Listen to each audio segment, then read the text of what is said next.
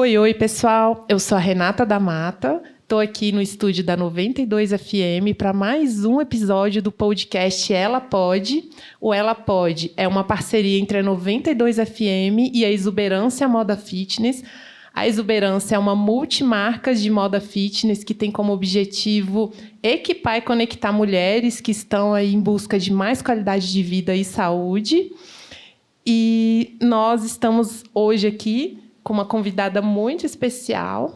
Eu acho que vocês vão amar conhecer a nossa convidada.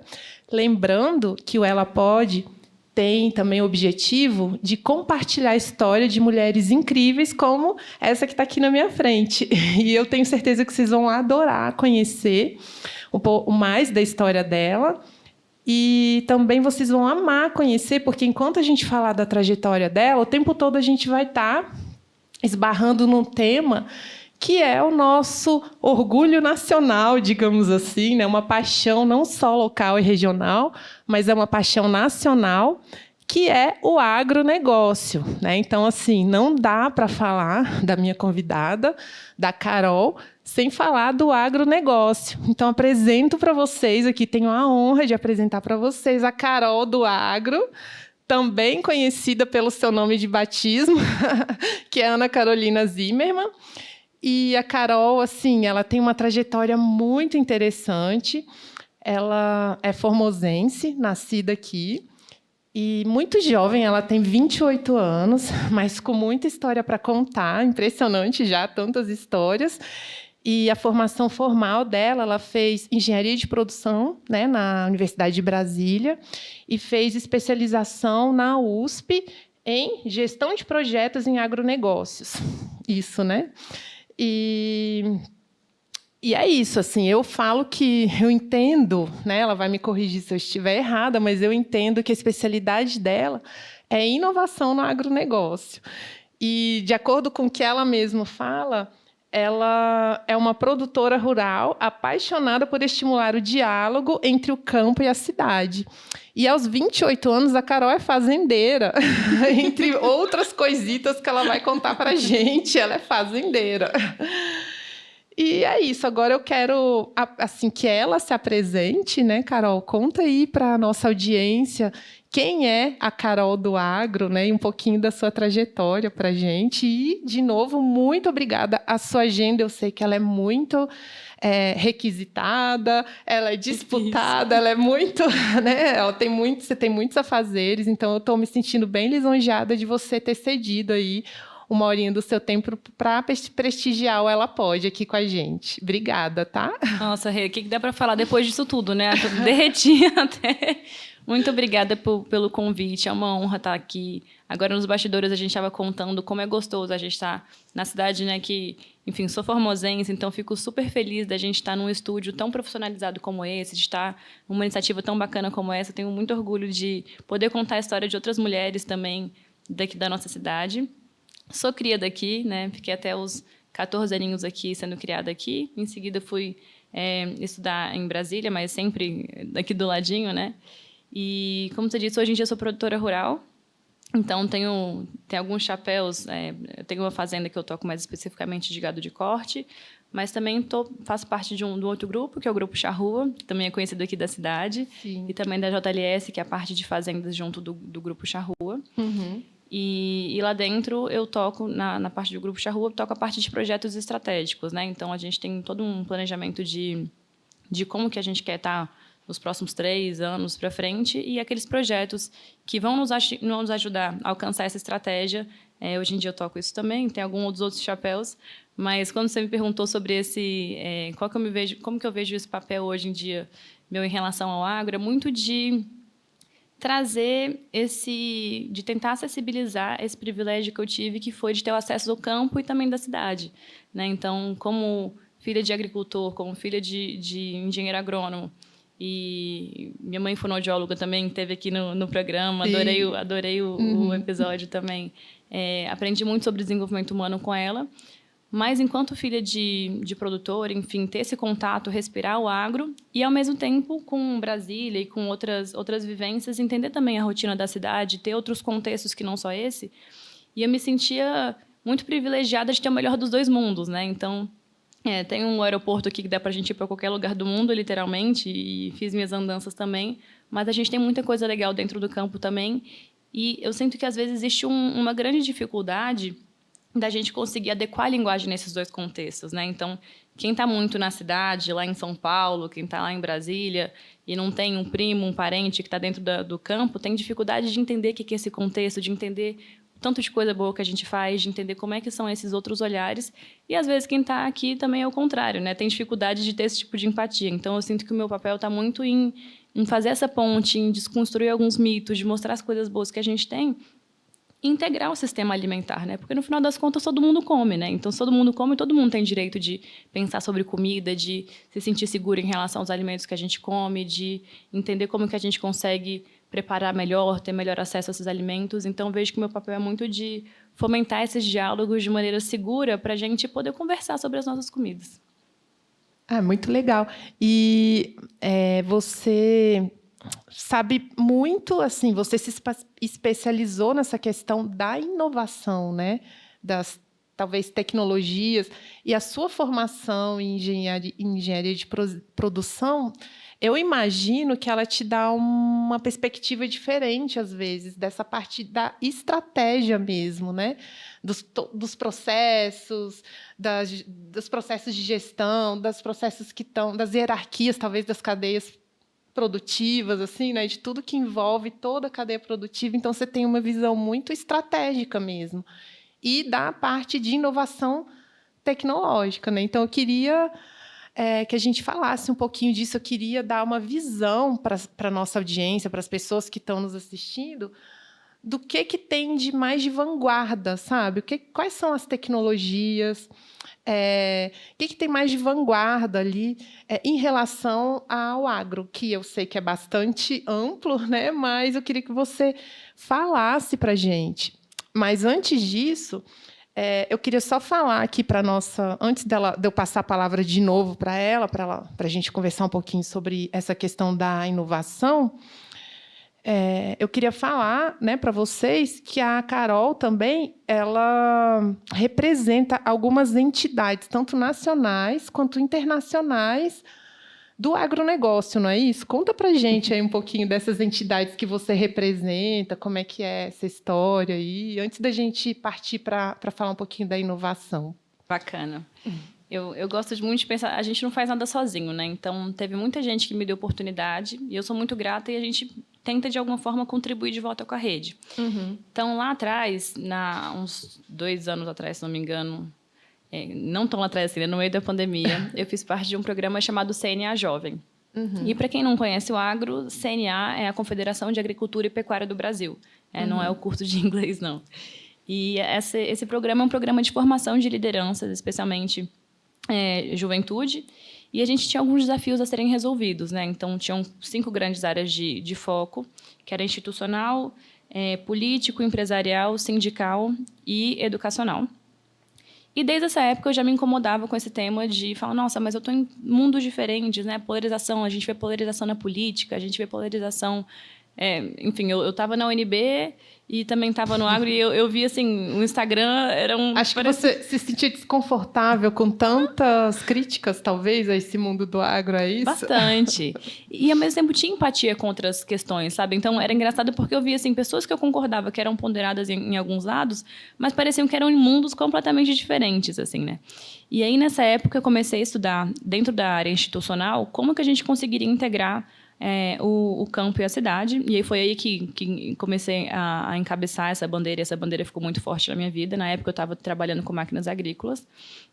E essa foi uma das...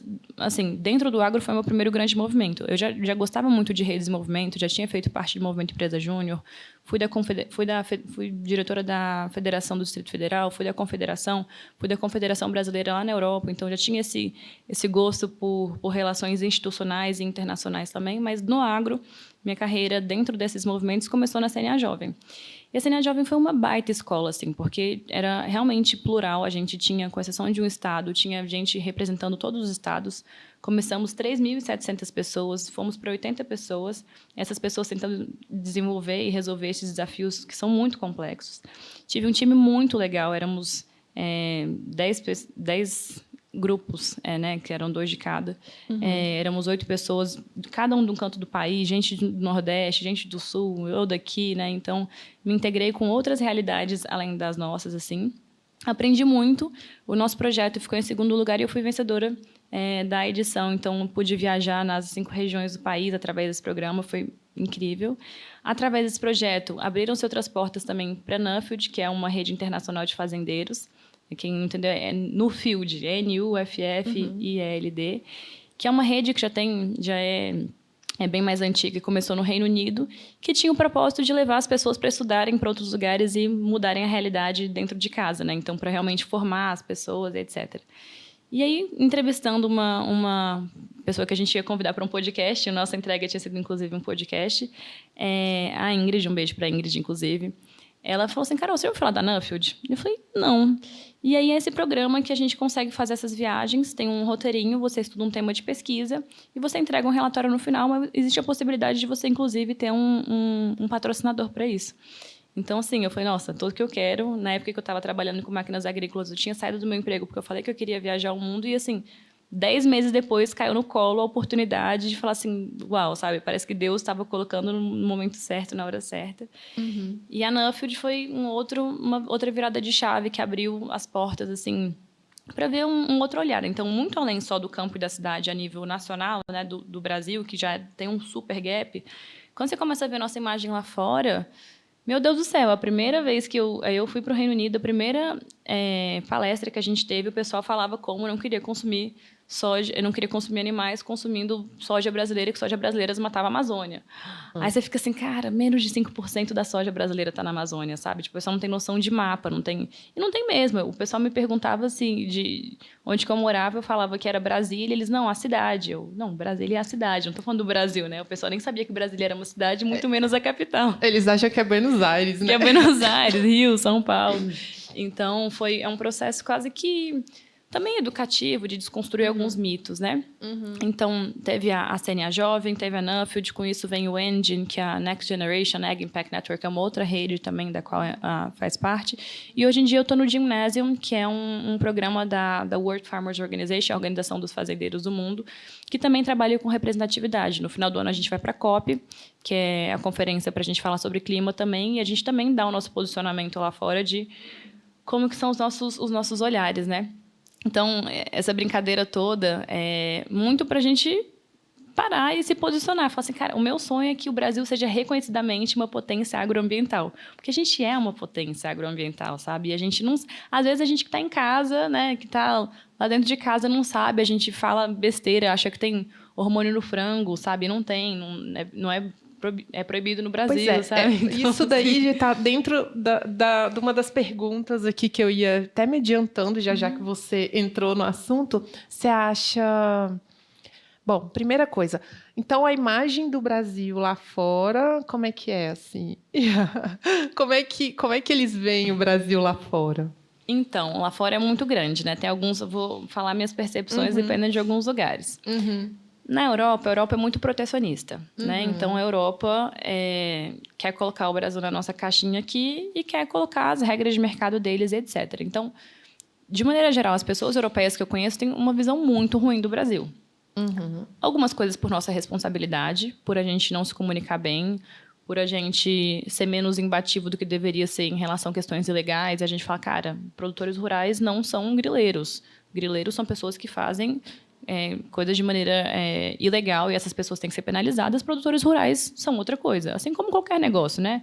Não é porque existe gente que tem corrupção dentro de uma empresa que todas as empresas são corruptas. As que fazem isso devem ser penalizadas. Então, a gente tem que ser muito duro com isso, tem que ser muito aberto e transparente em relação à comunicação, de falar o que a gente faz bem também, que a gente não sabe se comunicar assim. E também tem muito interesse político por trás, que vai além de eu e você e de outros produtores, e aí vai, né, dos presidentes dos países, dos blocos e outros 500. Mas essa é a visão europeia. Eu sinto que a África segue um pouco isso, mas a África tem os próprios desafios. E quando você foge um pouquinho... Talvez os Estados Unidos estejam um pouco mais alinhado com algumas visões nossas em relação à sustentabilidade. Então, os Estados Unidos têm uma escala diferente, né? Então, você vai para outros países, é tudo menorzinho. Os Estados Unidos e Canadá têm um pouco mais de terras um pouco maiores. E aí, um país que me surpreendeu em termos de como era próximo com a gente foi a Austrália. Porque a Austrália tem um clima um pouco mais parecido. A Austrália também é um grande produtor. E várias das visitas técnicas que a gente fez lá, o pessoal tinha vindo para o Brasil para poder importar tecnologia, para poder ver como é que eram inovações, para poder aprender sobre isso. E tinha um olhar diferente, assim, né? Até como assim, um olhar de competidor, mas um olhar de admiração. Talvez. De admiração. Eu até conversei com um amigo, eu falei assim, você que esteve no Brasil, qual que é a sua percepção? Ele falou assim, posso ser sincero? Eu não vou falar os palavrões todos que ele falou, mas ele falou assim, ó, se vocês arrumarem a casa, a gente está lascado. Foi isso que ele falou, assim, no sentido de, olha, vocês têm tudo para dar certo, mas vocês mesmos estão jogando contra vocês mesmos, né? Seja de maneira política ou de maneira na cultura, de não estar fazendo as coisas acontecerem, né? Você acha que essa má fama do Brasil, ela é infundada? Assim, você acha que ela é realmente infundada? Tem um motivo? Qual que é a sua percepção disso, assim? Eu acho que esse é um problema complexo. É difícil falar é isso ou não é isso, porque tem muitas nuances. É claro, a primeira coisa, acho que a gente assumir algumas responsabilidades. Existe um problema de desmatamento ilegal no Brasil? Existe. Isso é fato. Existe um problema da gente ter impunidade no Brasil? Existe, também é fato. Então, cabe aos órgãos responsáveis cada vez mais serem restritos em relação ao que tem que ser feito do que é ilegal. Cabe aos produtores rurais também se posicionarem e falar, olha, isso não faz parte da nossa prática está dentro dos limites da lei, enfim. Então, isso eu acho que tem responsabilidade nossa. O que eu não acho que tem responsabilidade nossa, mas que a gente tem que ter mais protagonismo, é de contar melhor as nossas histórias que são verdadeiras. E tem muita história legal que é verdadeira. Então, a gente trouxe os gringos 2 semanas atrás aqui para o Brasil. Rodamos com eles, você devia ver. Eu tenho alguns vídeos, posso te mostrar depois, mas assim, eles estavam encantados, assim, encantados com a escala, encantados com os manejos que a gente faz, encantados, por exemplo, tem uma técnica chamada plantio direto. Plantio direto significa que a gente não precisa, eu vou falar em termos bem leigos aqui, tá? Mas que a gente não precisa abrir o solo todo e tirar e deixar o solo descoberto. Ou seja, a gente planta uma planta de cobertura antes, que vai fazer a palhada, né? E a gente planta em cima disso. Por exemplo, o milho, enfim, alguma coisa, a gente planta por cima dessa planta, que é a planta de cobertura. Para quê? Porque essa planta de cobertura ela vai manter a umidade no solo, ela vai manter a temperatura no solo, ela vai manter a vida microbiana no solo, enfim, vai manter aquele solo saudável. Se você gira aquele solo, deixa aquele solo descoberto, como acontece lá fora, a vida do solo fica muito comprometida. Aqui no Brasil, essa técnica chamada plantio direto é amplamente utilizada. E lá fora, por termos de neve e outras coisas assim, eles não utilizam tanto essas técnicas. Então, usa com uma porcentagem menor. E aqui é muito, muito, muito utilizado. Então, só isso já ajuda na captura de carbono, já ajuda em relação a gente conseguir ter um solo mais saudável, ajuda em relação a gente conseguir ter uma sustentabilidade diferente. Eles viram na prática, sabe? Então, é uma coisa um pouquinho mais técnica, eu espero que tenha ficado claro. Não, sim, ficou. E assim, você acha que tem... É aí que eu quero chegar. Você acha, então, que tem estratégias para que o agronegócio brasileiro seja de verdade sustentável, assim? Ele já é sustentável, mas eu acho que falta a gente ser reconhecidamente essa potência sustentável. Tem o que a gente fazer mais para ser mais sustentável? Sempre tem, né? Então, eu também sinto que tem uma dificuldade. Assim, o nosso país é muito desigual, né? Então, a gente tem uma dificuldade de adotar, se a gente está falando de inovação, adotar inovação. Eu nem sei de quem que é a frase, eu estou pegando emprestado, mas o futuro já existe, só que ele não está bem distribuído. Então, às vezes, uma tecnologia que já existe, que para as pessoas que têm mais acesso à educação, que têm mais acesso a crédito, a recurso, já está bem implementada, às vezes, para os médios, para os pequenininhos, demora a chegar. Então, por exemplo, eu estou na região de Flores, de Goiás, e de São João da Aliança, na região do Vão do Paraná, com essa propriedade. É um outro Goiás, muito menos desenvolvido, tem muito assentamento, tem muito... E aí, uma coisa que me dói o coração é que muitos desses assentamentos, pessoas que foram colocadas lá, não foram bem equipados com assistência técnica, não tem maquinário, não tem recursos, e são pessoas que eram marginalizadas na cidade e viraram marginalizadas no campo. Então, a gente também tem que olhar para essas pessoas e cuidar dessas pessoas e dar acesso para essas pessoas para que elas tenham acesso às tecnologias, para que elas se viabilizem no campo, porque, querendo ou não, é um negócio que você está ali no campo. E, então, assim, espero que tenha uns projetos agora da Rota da Fruticultura que traga mais desenvolvimento para aquela região, que a gente consiga acessibilizar mais coisas para aquela região. Então, tem um grande caminho na sustentabilidade, principalmente em relação ao acesso, em relação à distribuição, em relação... e todo mundo tem que trabalhar por isso, porque todo mundo ganha, né? Então, eu gosto muito de quando a CNA fala assim do pequeno ao grande, do campo para a mesa, né? Então, todo mundo faz parte do agro. Quando eu fico assustadíssima quando eu vejo na CPI do MST o pessoal falando, eu comi alface é agro? Claro que alface é agro, sabe? Assim, alface é agro, algodão é agro, o álcool que você usou no seu álcool gel é agro, o biocombustível é agro. Tem tanta coisa que é agro, que passa pela gente. A gente fica com uns mitos, uns estereótipos que não tem nada a ver. Qual que é a definição de agronegócio? Basicamente, se você tem uma atividade e você troca e você recebe dinheiro para você ter isso dentro da sua propriedade, você faz parte do agronegócio. Você pode ser pequenininho que seja, mas você faz parte do agronegócio. Se não for de subsistência, né? Por exemplo, lá a gente tem carneirinho para a gente mesmo comer, mas isso não contaria nessa atividade. Então, todo mundo pertence. A pergunta é como que a gente consegue acessibilizar e como que a gente consegue trazer isso. As técnicas já têm, as tecnologias já existem e são utilizadas. E são muito utilizadas. Porém, é necessário melhorar o acesso para todos, né, dessa técnica. Isso. Eu acho que muita gente já usa, e tem muita coisa muito bem feita aqui. Por exemplo, tem uma parte de... Você tinha perguntado antes de inovação. Se você me permite, eu vou dar alguns exemplos.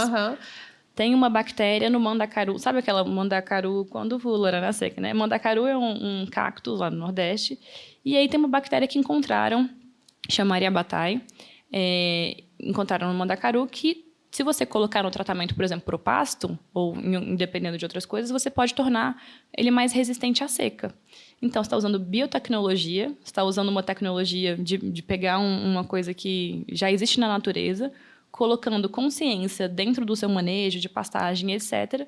E você torna aquele pasto mais resistente. A gente utilizou em algumas pastagens na fazenda e tem muita diferença de um pasto que tem essa bactéria e de um pasto que não tem essa bactéria. Então, isso é inovação também. E vocês já estão usando essa tecnologia? Já estamos usando essa tecnologia. Digamos assim, é um organismo biológico, digamos assim, do próprio local, né? Que foi descoberto e consegue ser manejado para... É um serviço ambiental ali, né? Que ele tá, e do próprio organismo local que está fazendo aquele serviço ambiental, proporcionando aquele serviço ambiental. Exato. Assim, não necessariamente é daquela mesma região, né? Então, assim, o mandacaru é mais do Nordeste. Mas usando uma coisa que é brasileira também, entendendo essa bactéria... Mas a bactéria desse cactus. Do dessa cactus. Região. Eu acredito que seja do Nordeste, eu não tenho clareza. Mas o importante é como que a gente aprende com a natureza, de pegar alguma coisa que já existe na natureza e a gente utiliza... Isso é ciência. É você pegar uma coisa que já existe na natureza e você aplica para você conseguir ter um manejo melhor, garantir que a pastagem não vai ficar degradada, que o gado vai ter... A gente fala tanto de saúde e bem-estar animal, né? Então, garantir que o gado vai ter disponibilidade de comida na seca, que a gente fica 6 meses sem chover nada, né? Você está aqui, você sabe, essas chuvas de agora são meio repentinas, né? Que a gente teve essa última semana. Então, isso também é tecnologia. Tecnologia, a gente pode falar sobre maquinário, que cada vez mais... por exemplo, tem plantadeira nossa que está a 16 km por hora, o que eu sei que pode parecer pouco, mas é muito, muito rápido. Né? Tinha outras que eram, 10, 5 por hora. Então, significa que você consegue plantar mais rápido com menos recurso. Você precisa de menos tempo investido para poder plantar um talhão inteiro. Você tem drone na aplicação hoje em dia, assim, né? Então, o pessoal vai, tira foto, consegue ver. Tem um negócio chamado agricultura de precisão, que você vai colocar... Você faz um diagnóstico com foto, com imagem ou com satélite de como é que está a saúde, como saudável está a sua lavoura, e você vai colocar o remedinho que você precisa específico naquela área, com a quantidade específica que você quer. Então, tem um mito que o pessoal fala, nossa, que o povo joga veneno e não quer saber de não jogar veneno. Gente, se vocês souberem o preço que é insumo agrícola de maneira geral, vocês vão descobrir que o produtor quer colocar... Quer economizar, quer colocar o mínimo possível. O quanto precisa colocar. Então, a agricultura de precisão ela consegue garantir que você utilize cada vez mais o adequado. É a mesma coisa que médico. Você não vai no médico, você vai usar antibiótico todo dia? Não, mas o dia que o médico falar que você vai utilizar antibiótico, você vai utilizar antibiótico. O dia que você vai sentir dor de garganta, vai usar uma vitamina C. O dia que você quiser ir para academia, você vai usar um whey. Então, para cada coisa, tem o seu momento de o que você precisa. É a mesma coisa com as plantas. As plantas precisam de um acompanhamento para que elas sejam saudáveis, para que elas sejam produtivas, para que elas não tenham algum tipo de doença. Então, as pessoas que estudam isso, eu não sou engenheira agrônoma, né? Então, eu tenho que pedir os apoios do pessoal. Mas eles aplicam de acordo com o que é e a mesma coisa para a pecuária, né? E a mesma coisa para a pecuária, Tem exatamente. muitas técnicas de manejo que permitem produzir melhor e mais e usar menos áreas, por exemplo. Exatamente. E isso, muito legal que você falou isso, Rê, porque assim, as pessoas acham que no Brasil a gente está abrindo área. Se você pegar o gráfico de quanto que a gente produziu versus, né, o quanto que a gente tem aumentado em relação à produtividade versus o quanto a gente tem aumentado em abertura de área, esse gráfico abre uma bocona de jacaré gigante. Porque a gente conseguiu, na mesma porcentagem de área, aumentando um pouquinho só de área, ser muito mais produtivo. 60 anos atrás, a gente importava alimentos. A gente pegava alimento de outros países, a gente era insuficiente. Hoje, a gente é um dos maiores exportadores de muita coisa. De café, de suco de laranja, de soja, milho, a gente está entre os primeiros. Tem vários produtos. Você pega assim, você começa a ver tanta coisa que a gente está em primeiro lugar de não só produzir, que a gente é suficiente, mas de exportar. E o que você acha que a gente fez em 60 anos? Você acha que a gente tirou... E não foi abrindo só área. Foi muita intensificação, muita tecnologia, muita produção. E para gado da mesma forma. Então, na nossa fazenda, né, na de pecuária de corte que a gente tem 2 anos lá. Nesses 2 últimos anos, a fazenda é uma outra fazenda, porque a tecnificação é diferente, as pessoas estão bem cuidadas, a gente está olhando o pasto como se fosse uma lavoura, então o pasto está bem cuidado, não está com erva daninha. Volta e meia, aí a gente faz um negócio chamado pastejo rotacionado, que coloca o gado para comer rodando ali e não acabar com tudo que tem ali. Então, tem várias pequenas práticas que a gente está incorporando e que já fazem uma mega diferença, que aumenta a produtividade, que torna um manejo mais sustentável. Então, quando os gringos vieram aqui, eles ficaram encantados, que viram que não é da boca para fora, né? Que a gente realmente está fazendo o que a gente O ideal seria melhorar cada vez mais a tecnologia para melhorar a produção sem precisar abrir mais áreas nativas. É verdade, mas eu tenho uma pergunta para te fazer. Quanto você acha que a gente tem de mata nativa no Brasil? Chuta. Né? Que está dentro de mata nativa no Brasil. Depende do bioma. No Brasil, na Mata Atlântica tem 3%. No Cerrado tem mas chuta no 30%. Brasil, mas chuta no Brasil inteiro. O Brasil inteiro, o Brasil fechadinho. Quanto que você acha que tem de mata nativa? Considerando que a Amazônia deve ter uns 80% ou 70%, não sei como que estão os números. Só faz um chute. Espera aí. Mas você está calibrado no chute. Pode errar, não tem um problema. 60%. 66%. Arrasou no chute. Então, assim, o que eu quero dizer com isso? Significa que a gente tem que sair abrindo a área? Não é isso. Deus que me livre. Eu sou abraçadora de árvore, também adoro a árvore, para a gente conseguir... Mesmo lá na pecuária, se alguém quer cortar um galho da árvore, a gente xinga, briga, etc. Não é isso. O que eu quero falar... O Brasil é um país continental. E a gente tem muita área de vegetação nativa. Então, assim...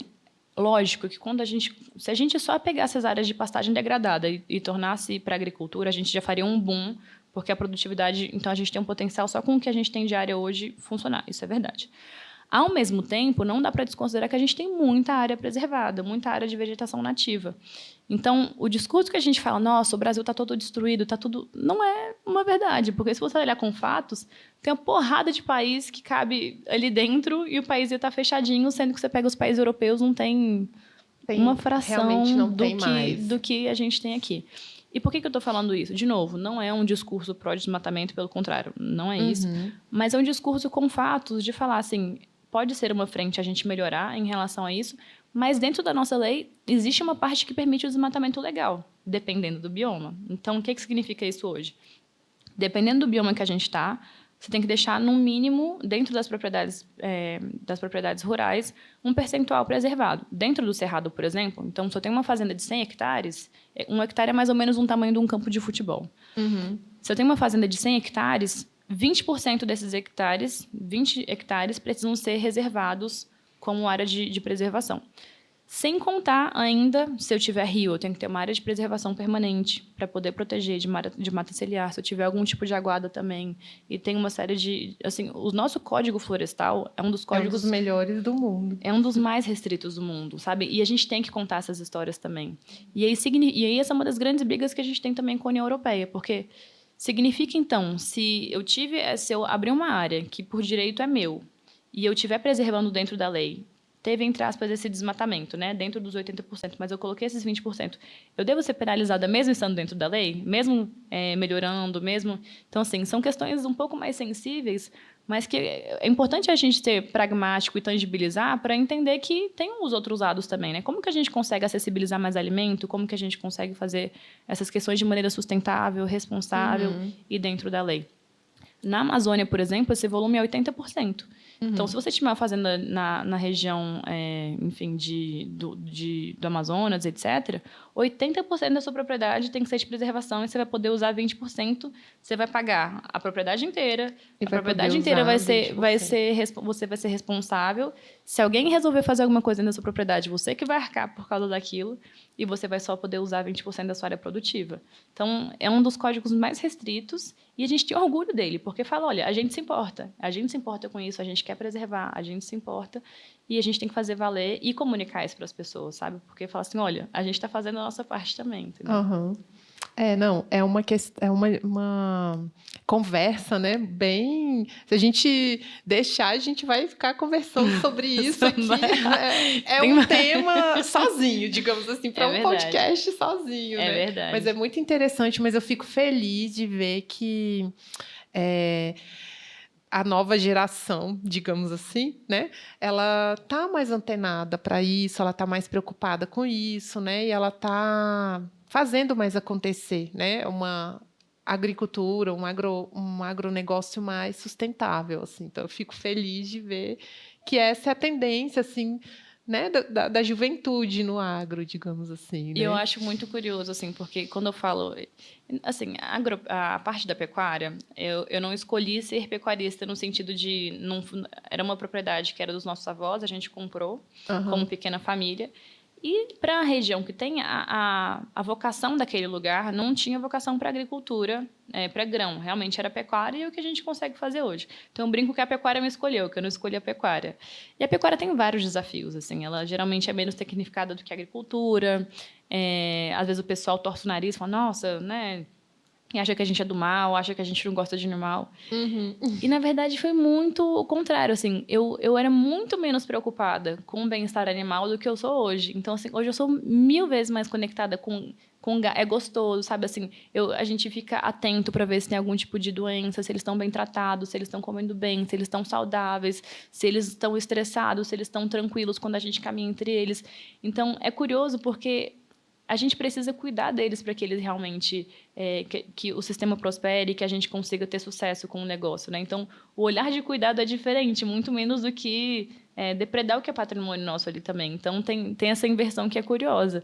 E mesmo observando os comportamentos deles, a gente aprende muito sobre a gente também, né? O comportamento de manada, o comportamento como é que é de liderança com os grupos. Então, tem um filme que eu já recomendei aqui antes, eu não sei se você já assistiu, Temple Grandin. A Temple Grandin, ela é maravilhosa, ela é maravilhosa. O filme. Gente, eu sou apaixonada por esse filme, eu gosto muito dele e conta essa história, né? Exato. De como que começou a se importar mais com justamente o que você está falando, que é o bem-estar animal, né? Exato. A Temple Grandin é uma grande referência até hoje, assim, tem vários currais que foram desenhados, inspirados na história dela de bem-estar animal e etc. E tem muita gente, especialmente mulheres que estão olhando muito para isso, né? Então, a gente tem a Carmen Pérez, que é uma grande embaixadora do agro em relação a isso, tem a Adriana Lizarte, que também é uma outra especialista, e que mostra... E bem-estar animal tem várias coisas. Tem eles estarem bem alimentados, estarem com conforto técnico, conforto térmico, poder se expressar livremente.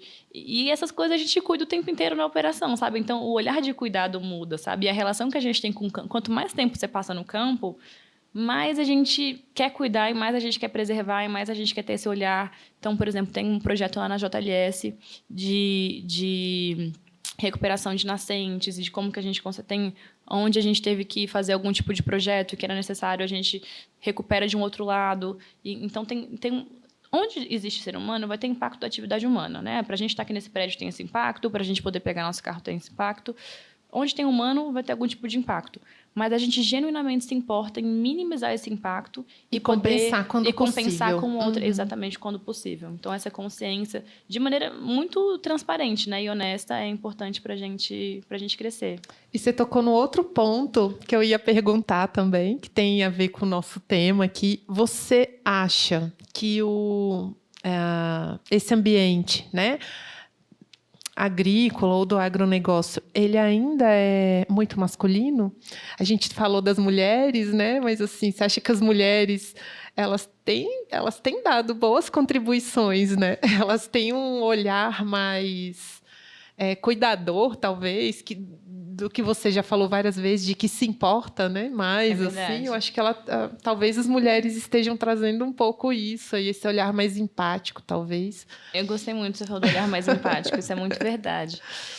Olha, é um setor claramente mais conservador, né? Assim, então, entre outras pautas mais progressistas, é um setor que é um pouco mais conservador. É um setor muito masculinizado, mas eu sinto que a gente tem tido cada vez mais espaço para poder crescer. E aí, quando eu olho comparado com outros países do mundo, eu vejo que o Brasil, na verdade, tem sido progressista nesse sentido em relação com as mulheres. E aí me dói o coração nesses fóruns internacionais, quando a gente tenta colocar uma pauta sobre mulher, e aí tem mulheres que não têm direito de herança, por exemplo, se elas forem as únicas, não têm direito... É mesmo? O pessoal fala assim de privilégio, de herdeiro, não sei o que e tal, e se você for mulher, em muitos desses países, você não tem direito à terra. Assim, tem vários amigos que me contam relatos assim de casal que tinha uma filha, aí a filha não se casou e aí eles venderam a propriedade. E ela tinha interesse em tocar a propriedade, etc. Lógico, com uma escala muito diferente. E ela ficou com uma mão na frente e outra atrás porque ela não tinha se casado, ficou solteira e ela não era um homem, assim. Isso acontece muito. Então, o que eu estou querendo dizer, tem muita coisa que a gente pode melhorar ainda aqui no Brasil. Acho que tem cada vez mais espaço para as mulheres. Existe o encontro das mulheres do agro, que acontece uma vez por ano também, que é super forte. Tem, enfim, núcleos de mulheres no agronegócio. Tem várias... E as mulheres... Uma coisa que eu estou ficando feliz também...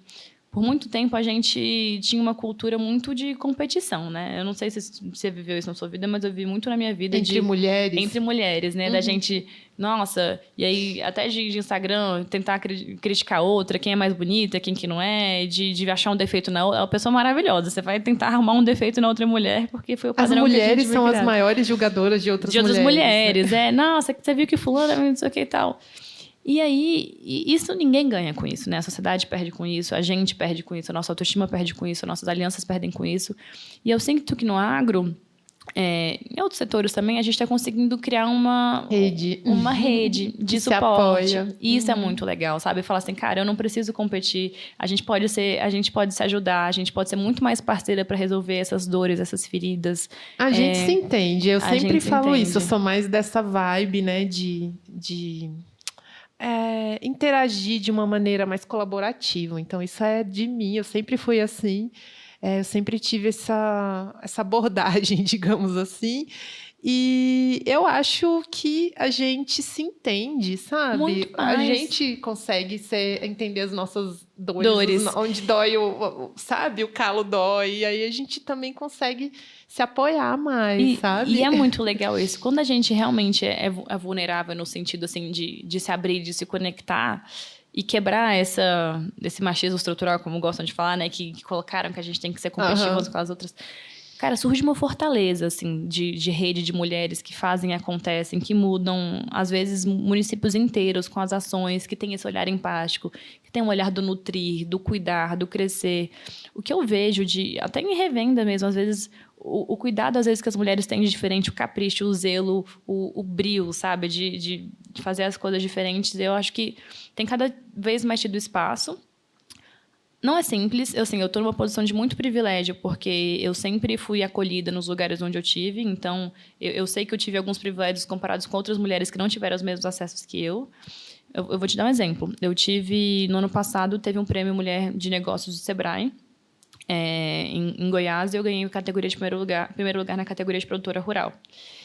E Parabéns, eu vi isso. Eu ia voltar lá, eu ia perguntar Muito sobre obrigada. as premiações que você já teve. Eu achei essa daí muito legal. Parabéns, fiquei muito orgulhosa.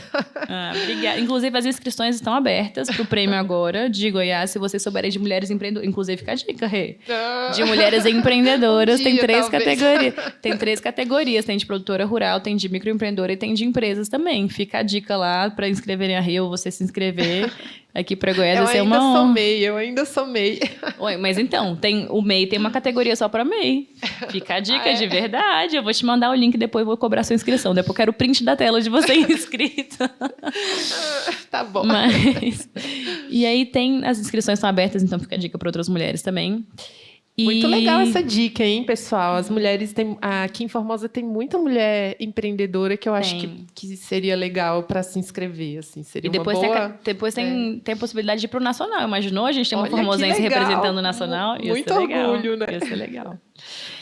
Enfim, a gente está rindo agora, mas a história, na verdade, Você ganhou o prêmio. Ganhei o prêmio. Em Goiás. Mas a história é um pouquinho não, ela é bem triste, assim, porque eu cheguei lá e eu me lembro, eu estava completamente perdida, o prêmio foi em Goiânia, e eu não sabia se ia ganhar ou não, até perguntei, joguei um verde para o pessoal, falei, mas será que eu vou, será que eu não vou? E aí tinham 3 categorias. E aí começaram a anunciar o 3º lugar de todas as categorias primeiro.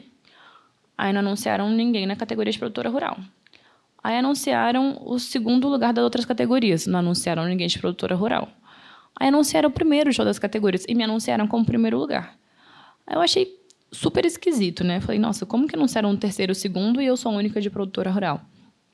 Depois eu fui descobrir que tinham poucas mulheres que tinham passado quer dizer, 2 mulheres que tinham passado na nota de corte para poder estar na produtora rural, então realmente faltava muita gente com acesso para isso. E a mulher que ficou em 2º lugar, ela tinha sido assassinada na semana anterior, vítima de feminicídio, achada dentro da caixa d'água, com roupa íntima ainda, provavelmente, não sei se foi o ex-marido, alguma coisa assim. Nossa, estou até arrepiada agora, eu não gosto nem de lembrar. É uma estatística muito triste essa, né? E aumentou, né? Infelizmente. E aquilo, assim, me deixou horrorizada, acabada. E eu fiquei com muita dor no coração, assim, até me sentindo culpada, assim, sabe? Porque eu falei, cara, eu sei que eu trabalho pra caramba. Eu sei que eu faço meus corres também. Eu sei que... Você faz a sua parte, faço a minha parte e que eu quero cada vez mais honrar os espaços e fazer o melhor com os recursos que eu tive, sabe? Que eu quero honrar e falar assim, caramba, agradecer aos meus pais pela oportunidade de ter tido boas escolas, agradecer pelos valores que eles me passaram, agradecer pelas redes de tanta gente boa que me ajudou no meio do caminho. E eu sei que tem minha responsabilidade também de falar assim, obrigada, vou fazer o melhor que eu posso com isso. Mas ver que tem uma mulher tão capaz quanto, uma mulher tão boa quanto, que foi vítima dessas outras coisas, que não pôde ser protegida como eu pude ser protegida nesse sentido, acabou comigo.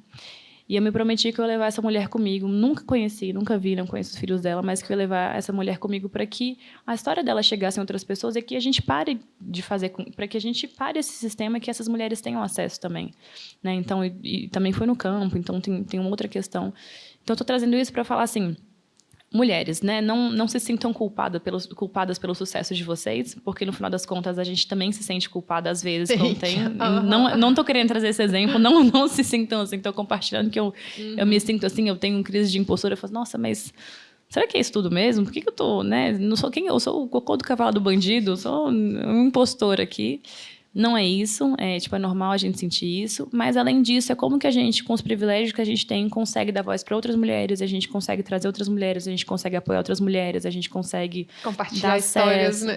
Compartilhar a história dessas mulheres e fazer com que elas consigam sair desse ciclo e que elas também consigam um dia estar no podcast aqui, que elas consigam ter as histórias delas contadas, que elas consigam receber, não só ser indicadas, mas ir lá e receber o prêmio porque ela vai estar viva, entendeu?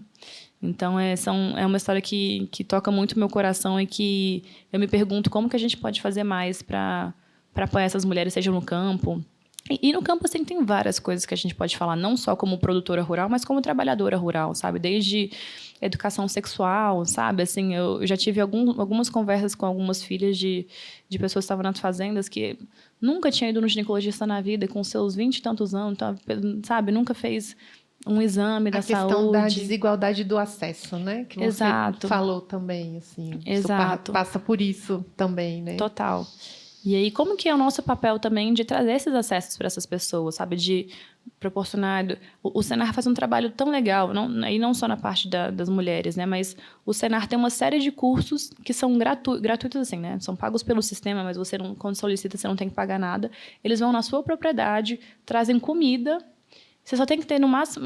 No nosso caso, foi no mínimo 10 inscritos. Eles vêm fazer um curso de 3 dias. E sabe qual foi a nossa dificuldade? Achar gente para conseguir fazer com a gente. Foi o pessoal inteiro da fazenda, a gente tinha que sair catando os vizinhos para ver se conseguia, porque o pessoal não queria fazer o curso. Então, assim, às vezes falta a gente nutrir a própria rede, nutrir a comunidade, né? Então, eu lembro que há um tempo atrás, Formosa, só aparecendo no jornal por coisa ruim. Cidade eleita a cidade mais buracada do Brasil. Eu ainda acho que tá assim, sabe? Eu acho que tem que ter um esforço coletivo pra gente mudar essa realidade. É verdade. Mulheres, eu acho que a gente tem essa missão. Temos mesmo. E aí só parecia coisa ruim. De tentar levar... A gente já tem alguns exemplos, assim, né? Algumas mulheres que estão contando histórias legais aí. Mas acho que a gente pode melhorar fazer mais. Criar né? essa comunidade, a gente conversar entre si, a gente encabeçar alguns projetos juntas, apoiar o empreendedorismo das outras, comprar umas das outras, né? Isso, exatamente. E assim, sabe, eu achei muito interessante essa questão. Não tem como, gente. Tudo passa pela questão social, né? Então, as técnicas, elas já existem. A inovação, ela está aí. Porém, a gente tem que garantir que todas as pessoas tenham acesso, porque esse acesso ainda é desigual, né? Então, eu acho que esses projetos de inovação, eles têm que... não podem ignorar essa questão do acesso, né? De tornar esse acesso mais democrático, talvez, para essas técnicas e para essas inovações, né? E, no final das contas, tudo passa pela educação, né? Porque o que é o acesso? Enfim, as pessoas que, de alguma forma, têm algum tipo de educação, elas também conseguem fazer as próprias redes. E, então, esse final de semana foi super bacana. A gente teve a convenção da Charrua.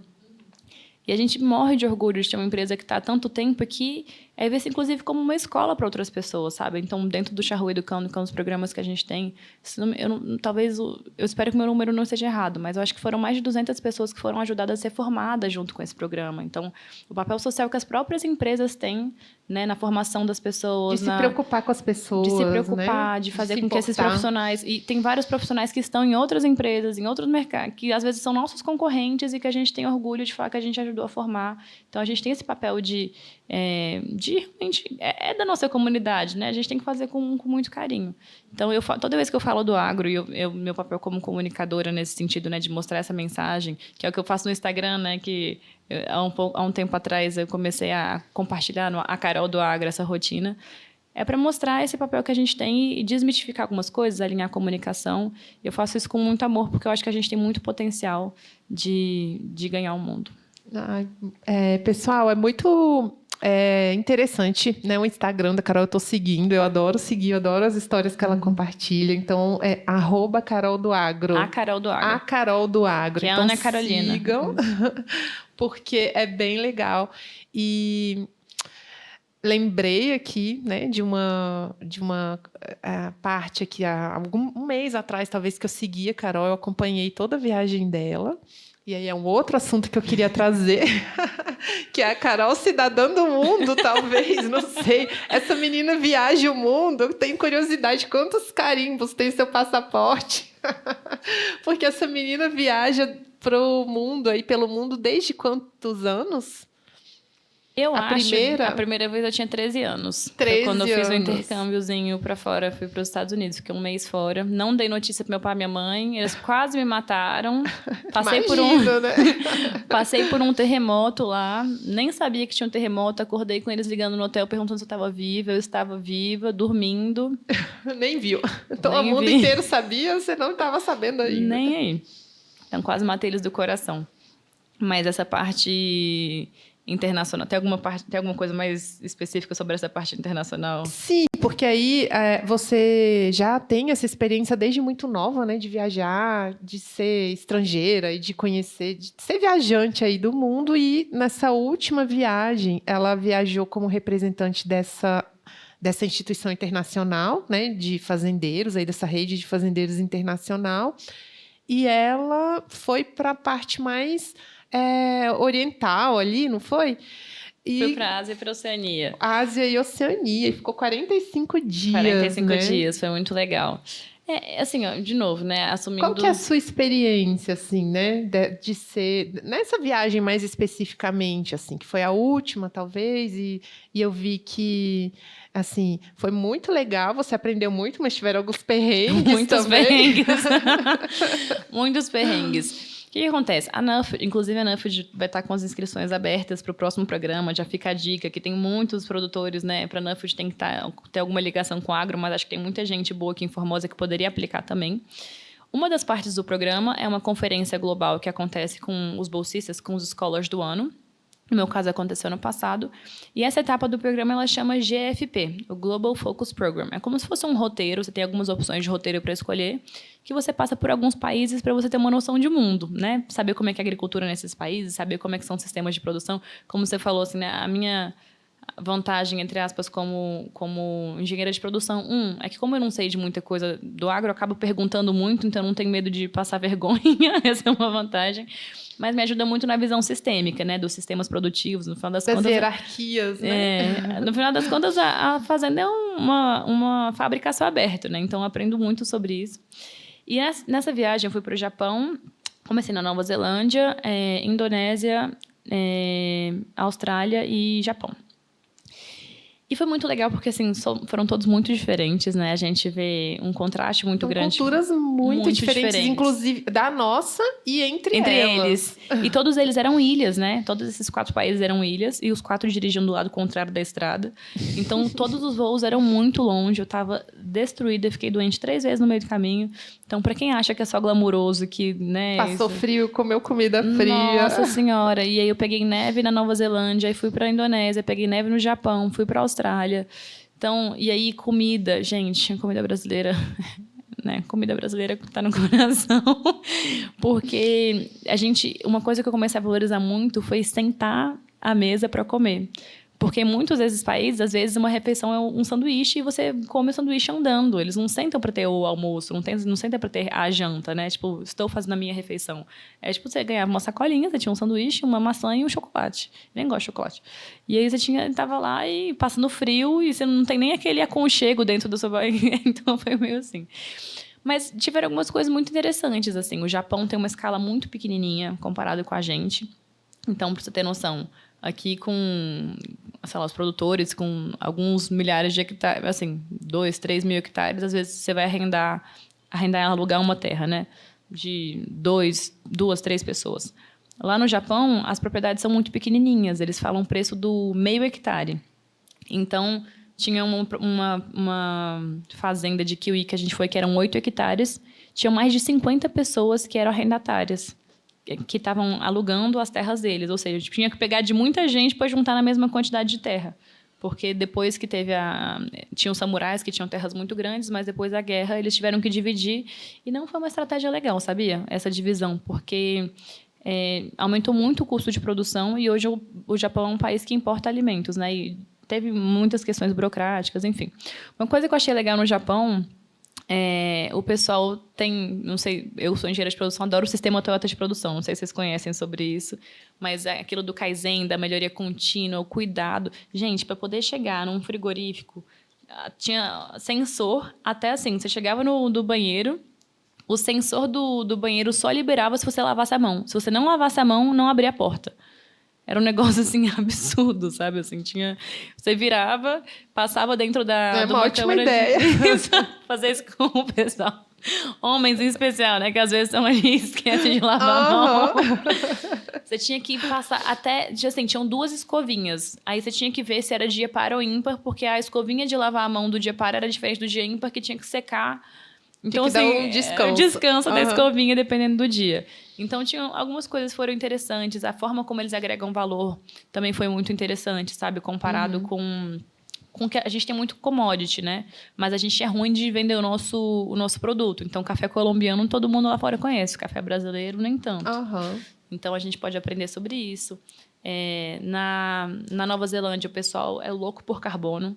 Então, todo mundo sabe a pegada de carbono, todo mundo sabia, mas eles têm problemas muito sérios com a neve e se a gente está sofrendo com a imagem, às vezes aqui, lá eles sofrem mais, assim, sabe? Tem chamam de anti-farming agenda, né? Uma agenda antiprodutores que eles têm sofrido mais. Mas são muito fortes em leite, muito, muito fortes em leite, são menores, assim. Na Indonésia... Foi diferente, assim. Foi diferente. É muito diferente. Muito diferente. E eu não fui para lugares turísticos, né? Eu fui para lugares raiz, assim. Então, eu vi uma pobreza... Você conheceu a cultura de verdade, assim. Foi. Né? E eu vi uma pobreza diferente do que eu já vi. Eu já vi lugares precários aqui no Brasil, mas a Indonésia me chamou a atenção, assim. Eu fui numa fábrica de óleo de palma. Muito difícil, sabe? Desde iluminação, pessoal sem EPI, sem condições adequadas. E é curioso, porque em vários lugares a reputação da Indonésia é melhor do que a do Brasil. E eu falei, gente, não faz o menor sentido isso. A gente está fazendo um trabalho péssimo de comunicação, né? Como que é a reputação deles nessas condições tão desse jeito, sabe? Mas, enfim. Você acha que você valorizou mais ainda o Brasil 1000 vezes depois mais, dessa passagem? 1000 vezes mais. Locais? Por todos os locais. E as pessoas que realmente conheciam o Brasil, que já tinham visitado no Brasil, eu não conheci uma pessoa que não tenha se apaixonado pelo Brasil. Não conheci uma pessoa que tenha se apaixonado. Imagina um japonês sair de lá e vir pra cá, ele fica doido. Nossa né? Senhora. Os australianos todos eram... Aí, por exemplo, as melhores tecnologias que a gente via na Austrália, por exemplo, de integração entre o papaya e o café, que eles colocavam as duas culturas juntas, que aí conseguia ter melhor produtividade, é um sistema integrado, etc. Eles procuraram da onde? Do Brasil. Aí, as melhores... Tudo eles tinham procurado da onde? Do Brasil. Aí, onde as maiores competições que eles tinham eram da onde? Do Brasil. E eu falei, gente, a gente tá perdendo oportunidade. Tinha coisa que eu nem sabia que a gente era... Tabaco, eu nem sabia que a gente era bom de tabaco. A gente ganhou o mercado lá de fora. Carol, o tempo aqui passa bem rápido. A gente vai se encaminhar aqui, então, para a parte da mensagem final, digamos assim. Eu ainda tinha muitas coisas para perguntar, mas, infelizmente, o tempo é curto. Não vai dar para abordar todas as coisas que eu queria falar com você, né? A gente poderia falar de muitas outras coisas, mas eu queria que você deixasse uma mensagem para a garotada, né? Por exemplo, eu tenho uma menina de 15 anos e eu sinto que ela tem muita vontade de seguir uma carreira, talvez, trabalhando internacionalmente. Eu sei que ela gosta de viajar, né? Então, assim, o que você diria para essa garotada, né? Para essas meninas aí que estão em formação e que tem um mundo pela frente, numa região que né, que o agro é forte. Então, qual mensagem que você deixaria para essas meninas, assim, né? Tem algumas coisas que eu colocaria. A primeira é para sempre a gente olhar para dentro, ver o que nos move e ter um propósito muito claro. Quando a gente trabalha com um brilho no olho, quando a gente tem uma visão clara, a gente vai com uma garra diferente. Essa é a primeira. A segunda é trabalhar duro, né? Porque a gente, às vezes, passa por uma geração que a gente está com índices altíssimos de neném, que são jovens que nem trabalham, nem estudam.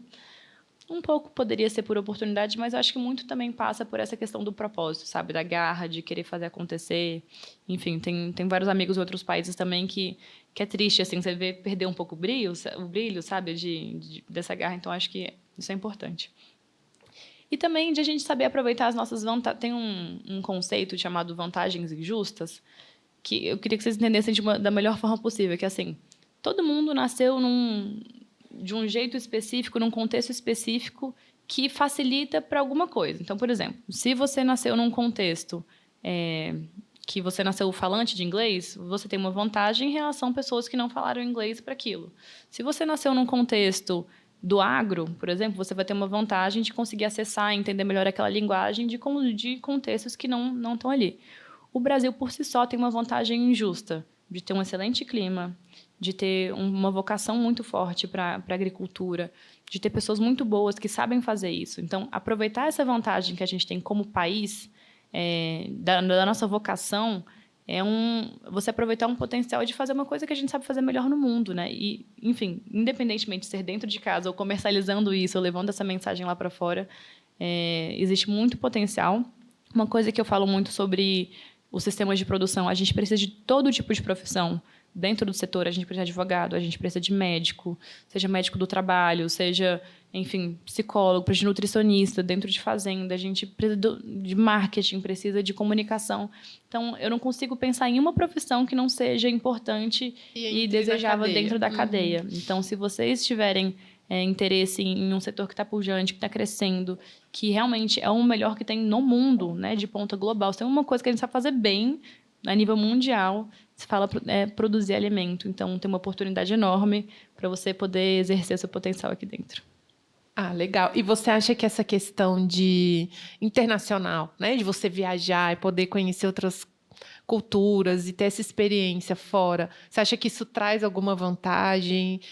Assim, a gente sabe que é legal, né? Que isso só traz vantagem, mas o que você falaria sobre isso, assim, né? Quais as vantagens que você identifica, né, de ter essas experiências?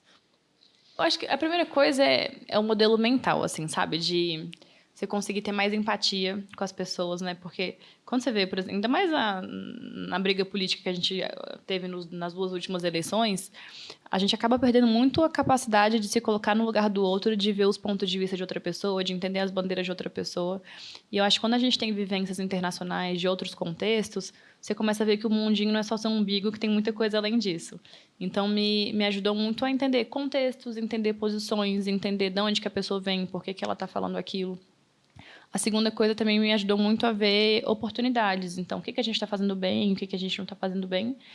E também me ajudou a apreciar muito o que a gente tem. Valorizar, né? Valorizar o que a gente tem. As nossas próprias coisas. Porque a gente tem uma síndrome de vira-lata, de achar que tudo que está lá fora é melhor, que tudo que os outros fazem é melhor e que a gente não vale nada. E, cara, tem muita coisa legal acontecendo aqui. Tem muita coisa legal que a gente tem que contar para o mundo, que a gente tem que bater no peito, que a gente tem que ter orgulho, que a gente tem que assumir as coisas que não são legais, mas que a gente tem muita coisa legal para contar. Então, acho que, como meus pais falam, né, é gostoso viajar, é gostoso aprender, é gostoso estar lá fora, mas voltar para casa também é bom demais. Então, né, comidinha de casa, tá em casa. É muito bom, né? Fala, nossa, como aqui é bom, né? Então, uma das coisas que eu mais sentia falta era comida também. É isso aí. Pão de queijo. Pão de queijo, é isso. Nossa, Carol, tá bom. Você quer compartilhar com a gente, assim, tipo, quais são os seus planos para o futuro aí? Nossa, agora você me pegou. Eu sei que você, né, é consultora da Charrua, você é fazendeira, você representa o Brasil em instituições tanto nacionais quanto internacionais ali. Não sei, o que você está mais gostando? Onde você acha que você vai depositar mais energia? Se você tem algum plano? Se você, como engenheira, já traçou metas de 1, 2, 5 anos na sua planilha? Mulher, eu vou te levar no meu quarto um dia, você vai ver que tá tudo rabiscado no meu armário, que dá para escrever e apagar, as metas estão todas lá. Mas são muitas frentes. Eu confesso que um desafio que eu tenho é foco, no sentido, né, de escolher uma coisa e colocar minha energia ali. Por enquanto, eu não morri ainda. Sei como é que é. Exatamente. Por enquanto, não tive burnout, tenho psicóloga, né? Então, assim, estou cuidando da minha saúde mental também. Mas eu tenho, assim, alguns sonhos, né? O primeiro é tornar a Ribeirão, que é a fazenda que eu estou tocando, uma referência tanto de inovação quanto de sustentabilidade. E o que eu chamo de sustentabilidade? Nos 3 pilares, tanto em relação a gente, quanto em relação ao meio ambiente, quanto em relação à grana. Porque se a gente não tiver grana também, vai falir e não vai ter a fazenda para a gente poder... Não faz o resto, né? Não vai fazer o resto. Não sustenta os outros pilares. Não sustenta. Então, tornar ela um modelo de inovação e sustentabilidade é uma coisa que está muito no meu coração. Tenho aí como sucessora também, né? Na parte da Charrua, cara, é uma empresa super sólida, mais de 30 e poucos anos. Então, tenho super interesse para que a gente cresça, se fortaleça na região, consiga pensar em novos modelos de negócios, fortaleça o grupo da JLS também e como eu puder apoiar lá dentro, né? Como facilitadora, como consultora desses projetos. Tem alguns projetos de consultoria também que estão sendo tocados, por exemplo, no Sul, e aí outro que está no meu coração, de sucessão. Então, tem uma cooperativa lá que a gente está desenvolvendo um projeto para formar novos sucessores. Vamos começar com 30, mas depois vamos levar essas pessoas para viajar, para fazer as jornadas delas. Mas tem um que, hoje em dia, ele é hobby, que é o de comunicadora, né? Que é no Instagram, que eu falo basicamente para minha rede, etc.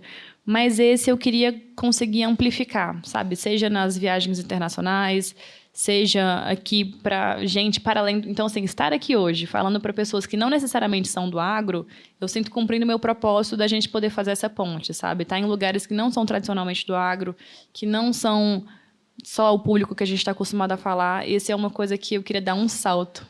Mas, Rê, eu te confesso que tem um projeto que está no meu coração, que, enfim, tem sido o projeto que eu tenho trabalhado nos últimos 2, 3 anos, né, desde a CNA Jovem, com a NUFED, que eu tenho estudado, que é a parte de comunicação entre o campo e a cidade, é da gente conseguir ser representativo lá fora, a gente conseguir estar nesses fóruns.